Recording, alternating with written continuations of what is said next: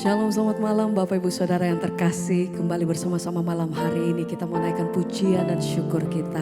Mari kita siapkan setiap hati kita datang memuji dan menyembah Tuhan malam hari ini. Dia sungguh baik, dia sangat-sangat baik. Saya percaya kita semua mengalami kebaikan Tuhan. Sebab itu mari bersama-sama malam hari ini kita siapkan hati, kita satu dalam doa. Tuhan, terima kasih untuk semua yang Tuhan beri dalam hidup kami sampai hari ini. Malam hari ini kami datang bawa setiap ucapan syukur kami karena Tuhan, Kau sungguh-sungguh baik. Untuk kasih setiamu Tuhan yang tidak pernah berhenti sampai hari ini. Ini pujian kami, ini doa kami malam hari ini Tuhan. Kami mau angkat, kami mau serukan bahwa Tuhan, Kau satu-satunya yang menjadi kekuatan hidup kami. Terima kasih Bapa, terima kasih. Ini hati kami datang menyembah. Ini segenap pujian kami bawa bagimu Tuhan.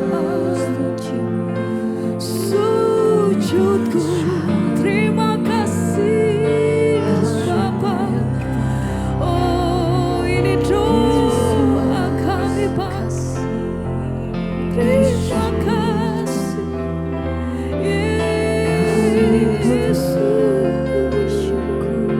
Yesus. Terima kasih Tuhan. Terlalu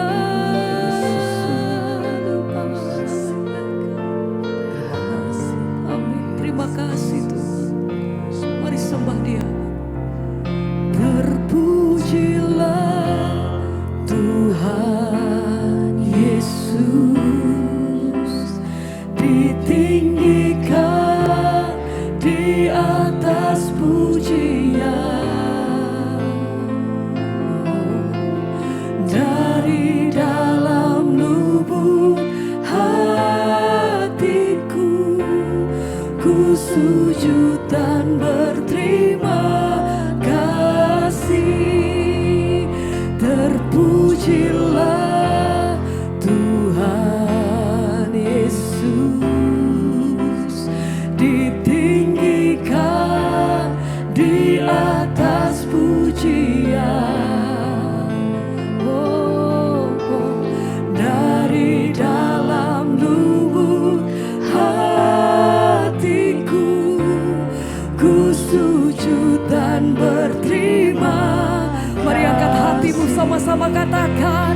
Terpujilah Tuhan Yesus, ditinggikan, amin, di atas pujian. Oh, oh, oh. Dari dalam lubuk hatiku, ku sujud dan berterima kasih. Sujud kami Tuhan. Terpujilah Tuhan Yesus, ditinggikan di atas pujian. Oh, oh. Dari dalam lubuk hatiku, ku sujud dan berterima kasih. Sekali lagi bersama. Terpujilah Tuhan Yesus, ditinggikan di atas pujian. Oh, dari dalam lubuk hatiku, ku sujud dan berterima kasih.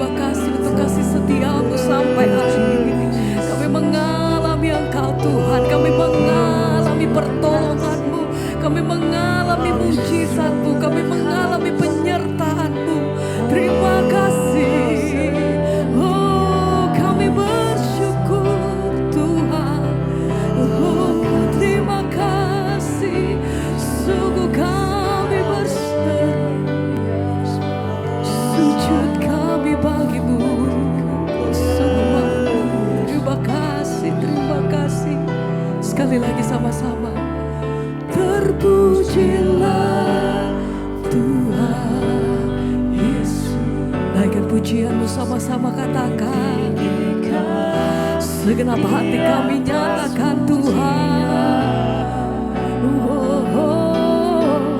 Dari dalam lubuk hatiku, ku sujud dan berterima kasih bersama.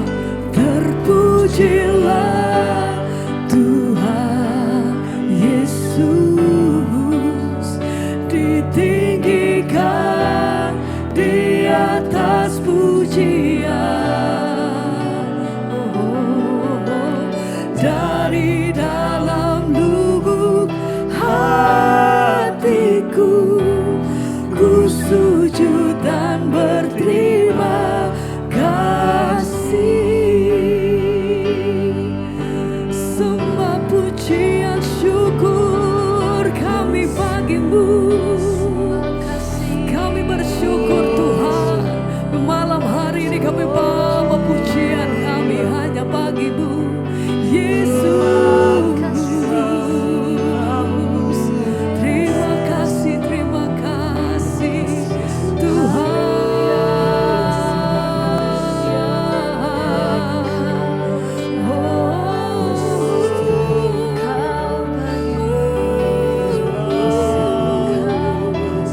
Sembah Dia, mari bersama. Ku bersyukur Bapa, ku bersyukur Tuhan, buat kasih setiamu di dalam hidupku. Ku bersyukur, kami bersyukur, ku bersyukur Bapa. Terima kasih Tuhan. Ini sembah kami, pujian kami. Terima kasih Tuhan, buat kasih setiamu di dalam hidupku. Ku bersyukur,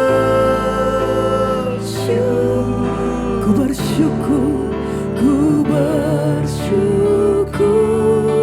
Bapa. Ku bersyukur Tuhan, kasih-Mu, kasih setia. Terima kasih. Ku bersyukur, ku bersyukur Bapa. Ku bersyukur Tuhan, buat kasih setiamu di dalam hidupku. Ku bersyukur, sekali lagi sama-sama. Ku bersyukur Bapa, ku bersyukur Tuhan, buat kasih setiamu di dalam hidupku. Ku bersyukur,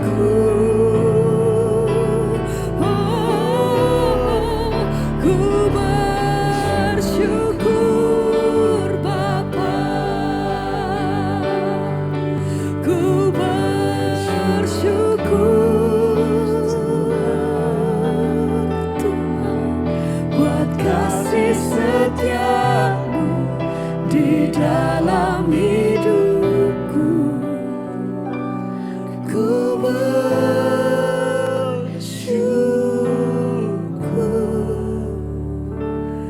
Tuhan.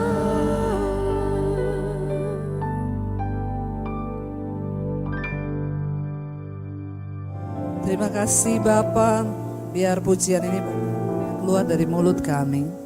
Tapi sungguh kami menghormati kekudusan Tuhan. Kami menyembah Allah yang kudus, Allah yang hidup. Tuhan yang sudah menebus kami dari kebinasaan, Yesus Kristus Tuhan kami. Terima kasih buat hari ini Tuhan, kami boleh beribadah. Nafas, kesehatan semua dari Tuhan. Karena itu kami pastikan kami beri yang terbaik, roh, jiwa dan tubuh kami tundukkan kepada firman Tuhan. Urapi hamba-Mu yang tidak ada apa-apanya, urapi setiap kami percaya firman-Mu mengubah hidup kami. Di dalam nama Tuhan Yesus yang percaya diberkati kita akan bersama. Amin, amin, amin. Silakan duduk Bapak Ibu. Shalom. Apa kabarnya hari ini? Luar biasa ya. Tema firman Tuhan hari ini adalah hidup yang kudus seperti Kristus ya, dan tema besar adalah hidup meneladani Tuhan Yesus. Saudara, bicara tentang kekudusan itu ya sesuatu yang kayaknya hari-hari ini sudah langka. Ya, orang Kristen mulai terbuai ya, dan namanya hidup kudus itu sudah agak mulai dilupakan. Bahkan banyak orang yang berkata begini, ndak usah terlalu rohani-rohani lah ya. Ngapain kudus-kudus ya, kan Tuhan sudah mati buat kita. Darahnya sudah tercurah dan dosa kita sudah diampuni. Ya, apalagi orang Kristen kalau udah ngomong dosa masa lalu, dosa sekarang dan dosa yang akan datang. Enak sekali jadi Kristen ya. Tapi hari ini kita disuruh belajar untuk hidup seperti Kristus hidup, yaitu hidup dalam kekudusan. Kenapa kita harus hidup kudus, saudara? Hidup kudus itu bukan pilihan bagi orang Kristen, tapi keharusan. Kalau pilihan boleh iya, boleh tidak. Tapi kalau keharusan, mau atau tidak harus mau, ya. Dan tentu ada alasan kita disuruh hidup kudus itu kenapa, saudara? Yang pertama, kita harus hidup kudus karena Tuhan itu kudus. Amin. Dan tanpa kekudusan kita tidak bisa melihat Tuhan. Melihat aja enggak bisa loh. Ya, apalagi mengalami Tuhan, apalagi doa kita dijawab Tuhan. Melihat Tuhan aja enggak bisa. Tapi banyak orang Kristen pede ya. Iya, saya percaya Tuhan mengasihi dan menyayangi saya karena Dia adalah sahabat saya. Dia mengerti walaupun sekarang saya hidup dalam dosa, tapi Tuhan itu penyayang umatnya. Apakah benar seperti itu, saudara? Ya, kita akan belajar dari firman Tuhan. Mari buka bersama. 1 Petrus 1 ayat 13 sampai 20. Firman Tuhan berkata demikian di sana, kita baca bersama.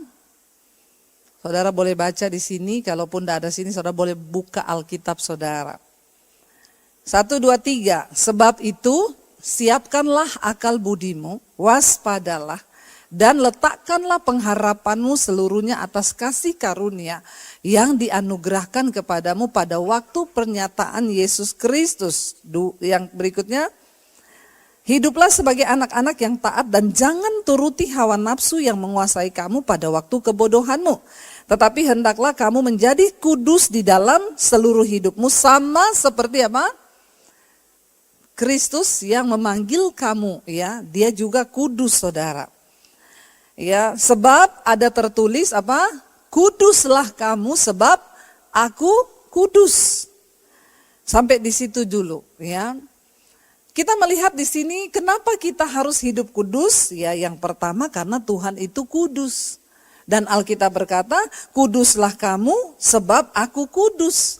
Di ayat yang lain dikatakan, sebab tanpa kekudusan tidak ada seorang pun akan melihat Tuhan. Kita kembali coba ayat yang ke-13 tadi di sana. Bagaimana kita menyiapkan diri kita ya untuk sungguh-sungguh hidup dalam kekudusan menjelang kedatangan Tuhan yang semakin mendekat. Dikatakan tadi di sana, sebab itu siapkanlah akal budimu dan waspadalah dan letakkanlah pengharapanmu seluruhnya atas kasih karunia yang dianugerahkan kepadamu pada waktu pernyataan Yesus Kristus. Tuhan nanti akan datang kembali kedua kali untuk menyatakan dirinya. Dan kita, umat Tuhan, gereja Tuhan harus mempersiapkan diri. Mempersiapkan diri seperti apa? Dikatakan sebab itu siapkanlah apa? Akal budimu. Akal budi ini beda dengan pikiran. Semua manusia diciptakan Tuhan dikasih otak. Ya, dikasih otak. Ada orang yang memakai otaknya untuk memikirkan hal-hal yang jahat. Ini namanya akal bulus. Amin. Tapi ada orang yang memakai otaknya untuk memikirkan hal-hal yang baik. Namanya akal budi. Tapi orang ada nama budi tapi tidak berakal. Nah itu. Ya jangan jadi orang yang namanya budi tapi tidak berakal budi. Saudara, kita semua diciptakan dikasih otak loh. Semua punya otak di sini kan. Maaf ya, saya bukan mau bicara kasar. Tapi ini memang otak dikasih untuk berpikir. Tapi yang memakai otaknya untuk memikirkan perkara-perkara yang baik, yang kudus, yang suci itu hanya sedikit orang. Yang namanya hidup berakal budi. Kita ini pakai akal budi, contoh saudara. Orang yang tidak berakal budi siapa? Orang yang merokok itu gak berakal budi. Udah tahu di dus rokok ditulis, rokok itu menyebabkan kanker, hipoten, serangan jantung, bahkan rokok membunuhmu. Tapi dia tetap merokok, itu namanya apa? Tidak berakal budi alias terusin aja blok. Enggak dosa kok saudara, memang benar. Orang yang enggak pakai akal budi sebutannya goblok.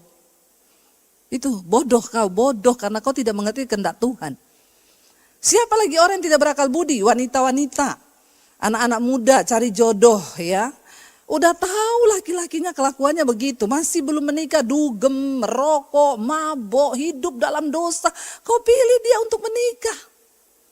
Ya, namanya tidak berakal budi. Nanti kalau sudah nikah konseling terus. Ya, konseling terus. Ya Bu, itu suami saya begini. Saya selalu balik ini, yang suruh kau nikah siapa dulu? Ya kan kau sendiri yang pilih. Ya itulah harga yang harus kau bayar, berdoa. Karena kau tidak memilih dengan akal budi, ya. Untuk menyambut kedatangan Tuhan, siapkan akal budimu, bukan akal bulusmu. Ya, tapi akal budi. Ayo saudara, kita pakai otak kita untuk berpikir hal-hal yang baik. Engkau percaya atau tidak? Engkau berubah atau tidak? Dunia ini terus berubah. Dunia gak pernah tunggu kita berubah. Kau berubah atau tidak, dunia akan menggilasmu. Karena memang tujuan dunia ini menghancurkan orang percaya. Untuk meremukkan imanmu sehingga engkau bisa menyangkal Tuhan di akhir zaman. Karena itu ayo berubah. Pakai akal budi kita. Ya karena firman Tuhan Yesus berkata ada satu hal yang bisa mengalahkan dunia ini, yaitu apa? Iman. Iman yang mana? Iman yang hidup. Iman yang memiliki akal budi dan dikatakan waspada.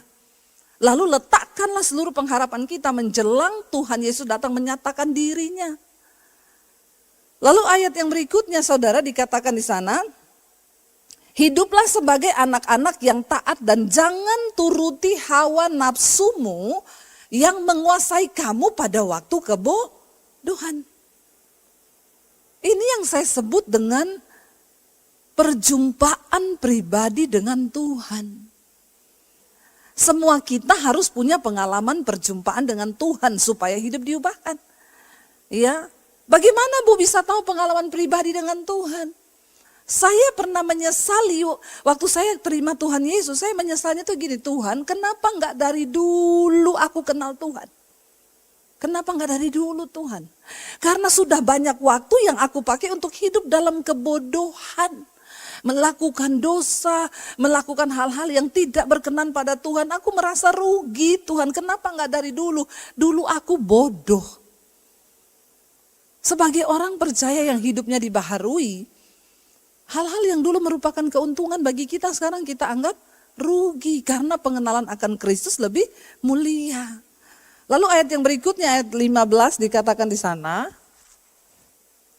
tetapi hendaklah kamu menjadi kudus di dalam seluruh hidupmu sama seperti Kristus yang kudus yang telah memanggil kamu. Kenapa kita harus hidup kudus? Karena Kristus yang panggil kita ini kudus. Nah kalau Tuhan yang kudus, kita berdosa ya kita nggak bisa tinggal satu rumah dengan Tuhan. Dan Tuhan nggak bisa menyertai kita.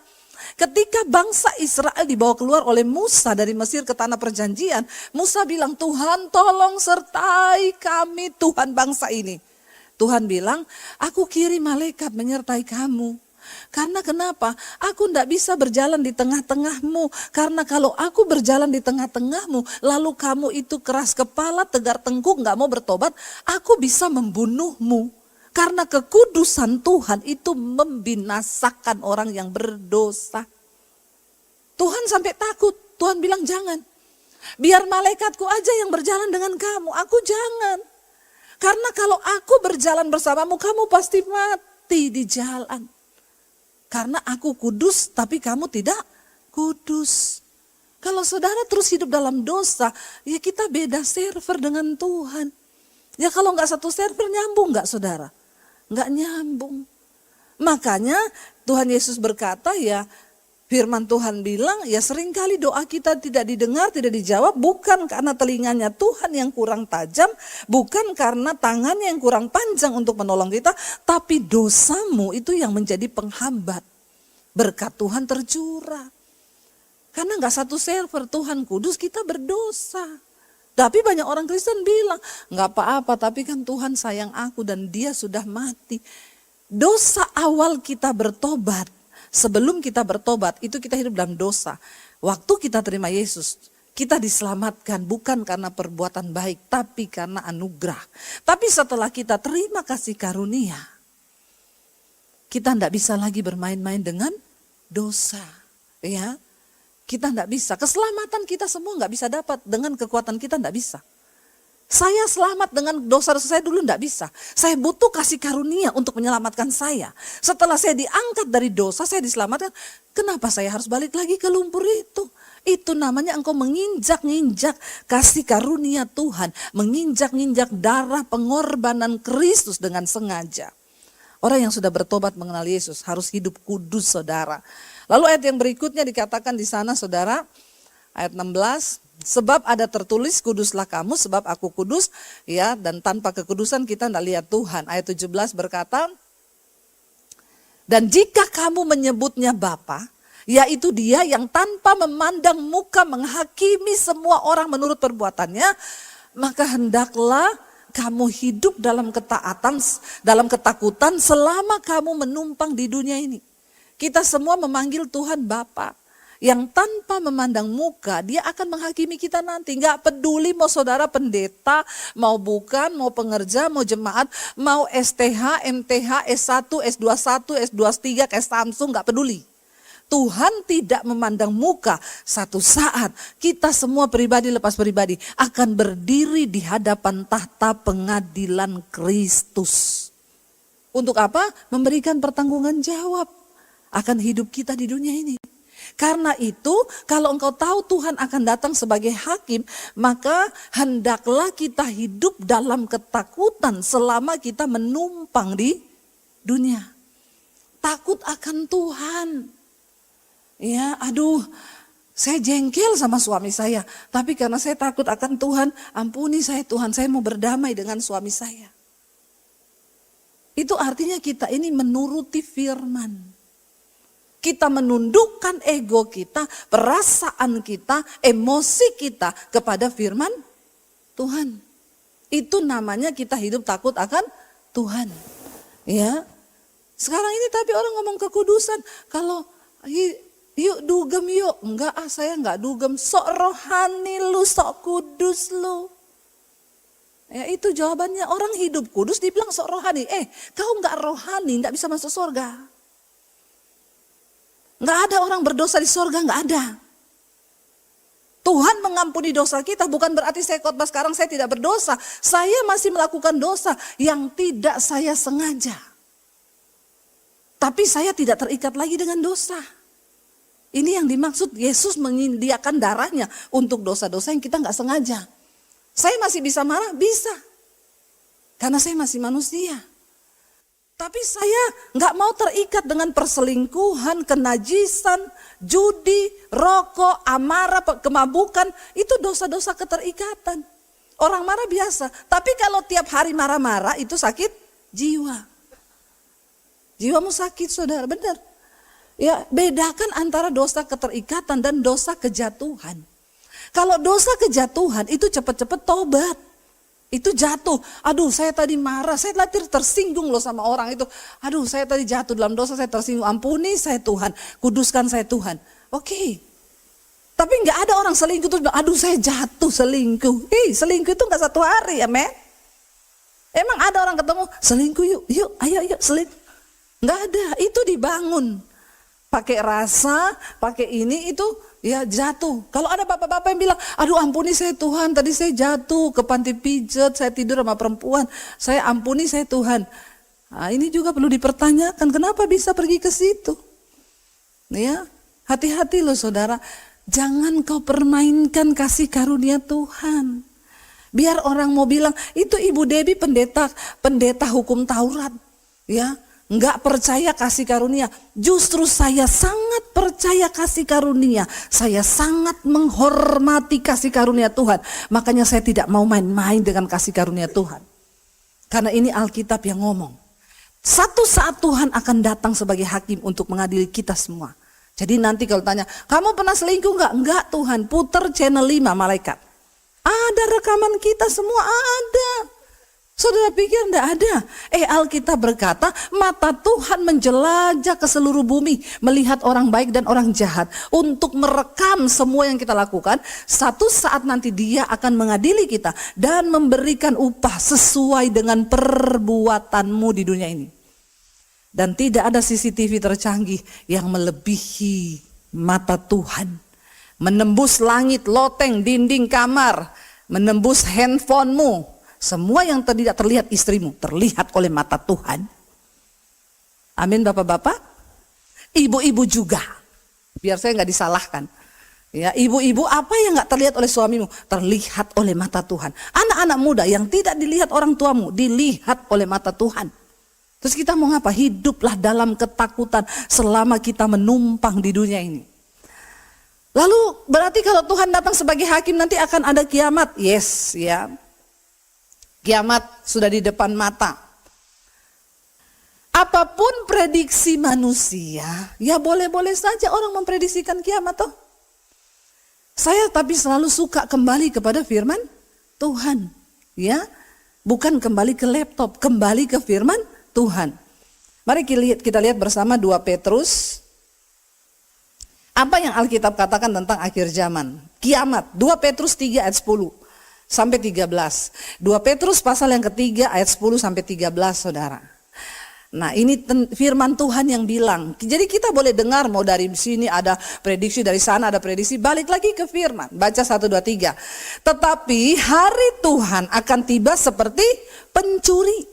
Pada hari itu langit akan lenyap dengan gemuruh yang dahsyat. Dan unsur-unsur dunia akan hangus dalam nyala api. Dan bumi dan segala yang ada di atasnya akan hilang lenyap. Termasuk saudara dan saya enggak? Iya. Jadi mau sehebat apapun itu orang-orang kaya di dunia mau bikin bunker di bawah tanah. Ya, untuk bersembunyi kalau ada satu gempa hebat terjadi, mereka masuk ke bawah tanah, dijual 6 triliun kali satu bunker. Yang ada duit boleh silakan pesan. Tapi saya cuma mau kasih tahu firman Tuhan bilang, semua akan hancur dengan nyala api, dengan gemuruh yang dahsyat, dan bumi dan segala yang ada di atasnya akan hilang lenyap. Saudara, ini akan terjadi dan ini bukan saya ngomong, ini Alkitab yang bilang. Kalau akan hilang semuanya, rumahmu hilang, depositmu hilang, semuanya hilang. Lalu bagaimana kita mempersiapkan diri menghadapi hari itu? Alkitab nggak catat gini, maka yang punya duit beli emas. Alkitab nggak bilang cepat persiapkan dirimu investasi, beli tanah, simpen dolar. No, jangan sampai hari ini kita dibuyarkan. Ayo ini sekian naik sekian, kita bingung bagaimana menyelamatkan diri dari resesi, bagaimana begini. Kalau ada duit beli emas silakan, daripada duitnya nganggur toh. Tapi jangan ingat tabur loh untuk pelayanan juga ya, untuk nama Tuhan ya. Jangan pelit-pelit loh. Bukan harus nabur ke saya, enggak perlu. Lihat pekerjaan Tuhan di luar yang membutuhkan. Jangan hidup bagi egomu sendiri. Karena semuanya akan hilang lenyap. Ya. Ibu-ibu mau kau beli tas 2M, 3M, hilang lenyap. Terbakar dunia ini, gemuruhnya hancur, nyala api yang luar biasa.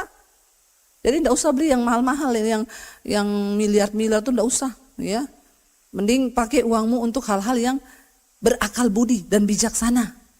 Lalu Tuhan suruh kita ngapain kalau kita tahu semuanya akan hancur? Pertama, ya, hari Tuhan tuh datang seperti pencuri. Artinya tidak ada satupun yang tahu. Ya, pencuri datang nggak pernah kasih tahu. Nanti malam saya mau datang loh ya.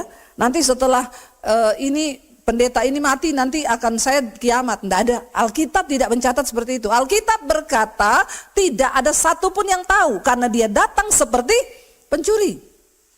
Lalu apa yang kita lakukan? Ayat berikutnya ayat 11 berkata begini saudara. Baca bersama dengan suara yang nyaring. 1, 2, 3. Jadi jika segala sesuatu ini akan hancur secara demikian, betapa suci dan salehnya kamu harus hidup. Ini yang Alkitab suruh. Persiapan kita itu ngapain? Hidup suci dan saleh. Betapa suci dan salehnya kamu harus hidup. Jangan lagi main-main dengan kekristenanmu. Jangan gak peduli dengan kekudusan. Engkau menebar hawa nafsu. Hidup dalam kemegahan malam di sana di dunia nightclub. Ya, persinahan, kenajisan. Engkau berbaur dengan orang-orang yang tidak mengenal Allah. Pisahkan dirimu saudara. Bukan musuh rohani, tapi kita memang harus rohani untuk bisa dipisahkan Tuhan. Karena Alkitab bilang, karena kalau demikian semuanya itu akan hancur. Betapa suci dan salehnya kita harus hidup. Bertobat. Jangan ada amarah, kekecewaan, kenajisan, dosa apapun. Mari kita mulai koreksi-koreksi, buang-buang saudara, buang. Jangan banyak koleksi dosa. Ya, tapi buang. Aduh, aku ini masih pahit sama mertuaku. Pulang gereja ini aku mau berdamai. Kirim mertuaku duren. Tapi kalau dia darah tinggi jangan, nanti mati ya. Aku ini pahit sama iparku. Nanti pulang aku berdamai. Aku WA dia minta maaf. Hello saudara. Ya, aku ada selingkuhan nih bapak-bapak ya. Sebelum selingkuhanku buka mulut nanti tes DNA. Lebih baik aku ya minta ampun sama Tuhan nih, sama istriku ya. Hati-hatilah bapak-bapak. Ya, karena dosa itu tidak akan pernah ya diem untuk mengejar saudara ketika saudara jatuh di dalamnya. Betapa suci dan salehnya kamu harus hidup. Ayat 12 berkata di sana. Baca bersama, yaitu siapa? Kamu yang menantikan dan mempercepat kedatangan hari Allah. Pada hari itu diulangi lagi apa? Langit akan binasa dalam api dan unsur-unsur dunia akan hancur karena nyalanya. Wow, ngeri itu akan terjadi. Ya, akan terjadi itu saudara. Alkitab yang mencatat. Kita ini orang-orang kudus yang mempercepat kedatangan Tuhan. Kenapa? Karena kalau tidak dipercepat tidak akan ada yang selamat. Semuanya murtad, semuanya binasa. Dunia ini makin terus menuntut orang untuk menjauhkan kita dari Tuhan. Ya, makanya Tuhan harus percepat karena kalau tidak orang kudus juga tidak tahan. Banyak orang akan meninggalkan imannya kepada Tuhan.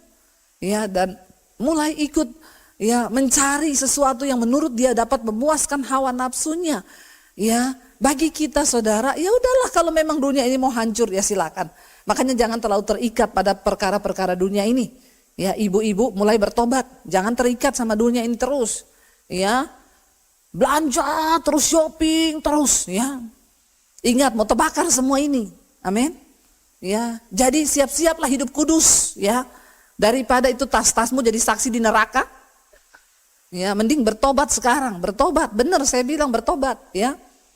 Kalau dikasih orang ya enggak apa-apa dipakai. Kalau beli terus sampai diperbudak, lupa menabur. Orang tuh biasa kalau beli terus tuh pelit itu orangnya.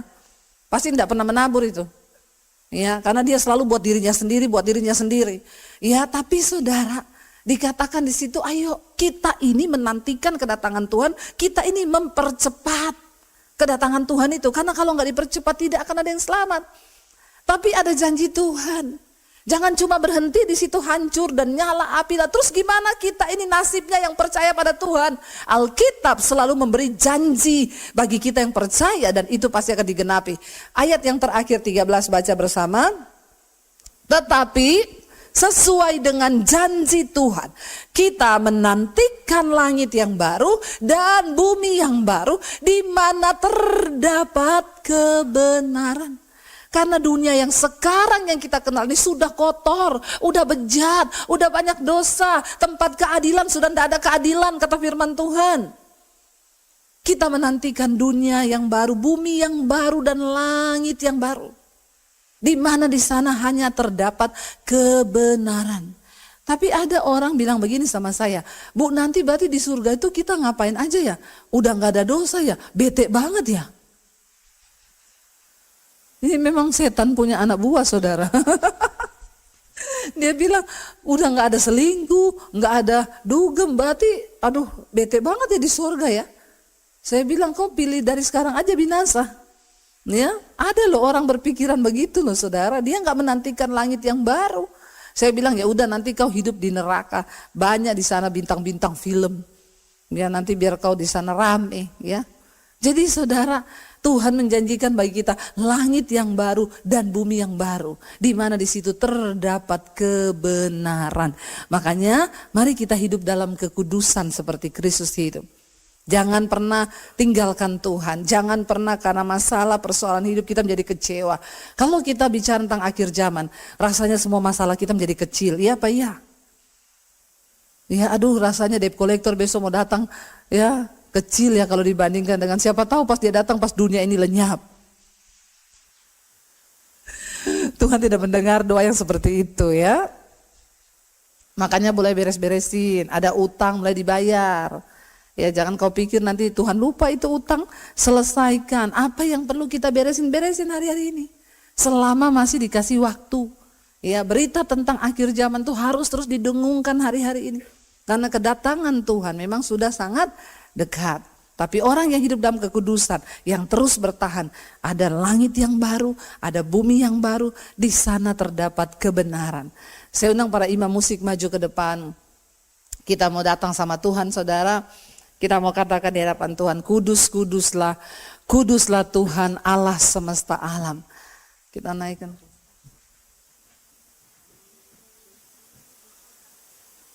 Bangkit berdiri bersama saudara.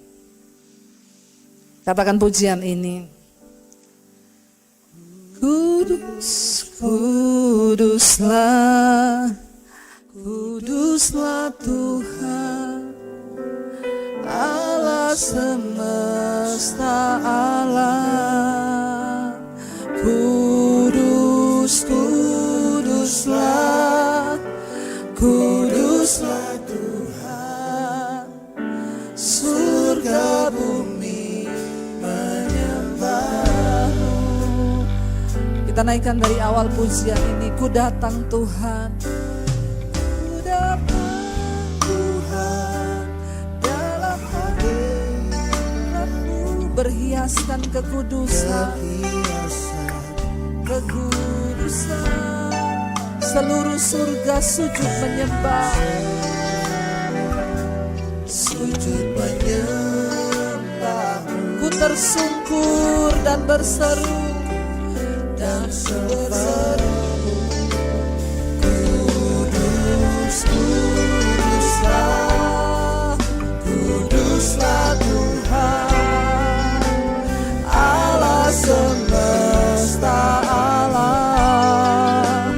Kudus, kuduslah, kuduslah Tuhan, surga bumi menyembah.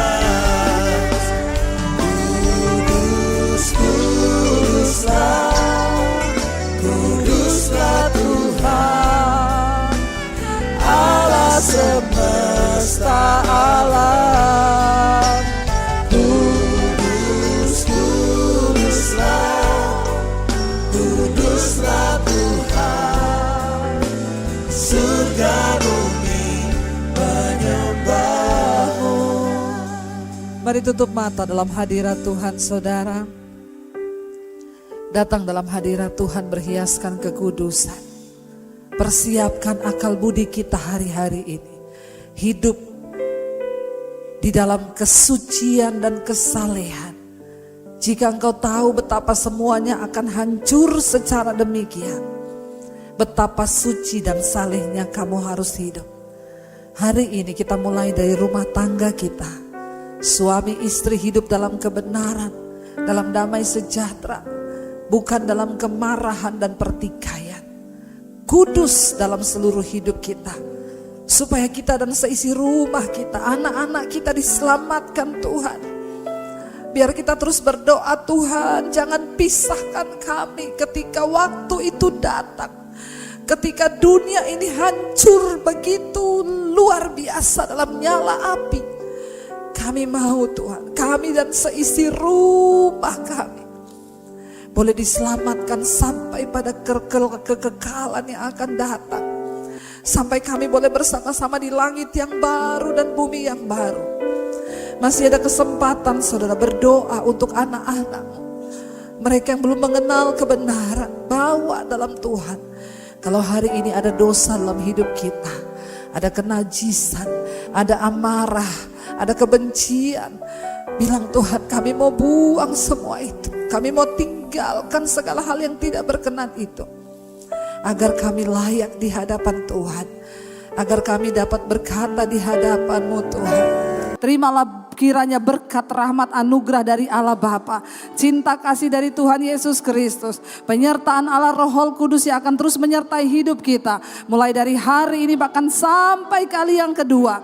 Tuhan Yesus datang kembali. Nama kita tercatat di dalam kitab kehidupan.